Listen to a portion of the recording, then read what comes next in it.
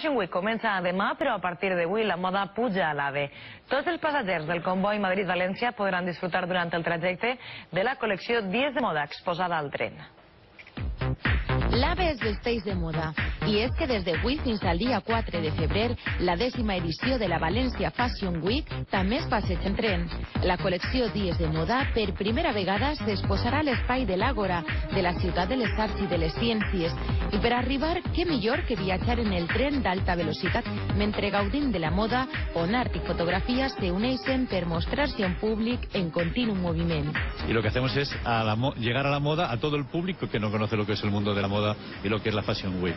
Un centenar de fotografies expostes en l'AVE que mostraran fins al día 23 de febrer la nova proposta de tardor-hivern. En esta exposición vamos a ver las fotografías del backstage y del fuera de cámara. Es un poco el resumen de las emociones, el trabajo y el esfuerzo de mucha gente que hacen posible que cuando veamos la pasarela todo esté perfecto. Els més de 50.000 passatgers de l'AVE Madrid-València podran impregnar-se durant hora i mitja de la nova col·lecció de moda mentre disfruten d'un còctel d'emocions amb les imatges en moviment del món de la passarel·la.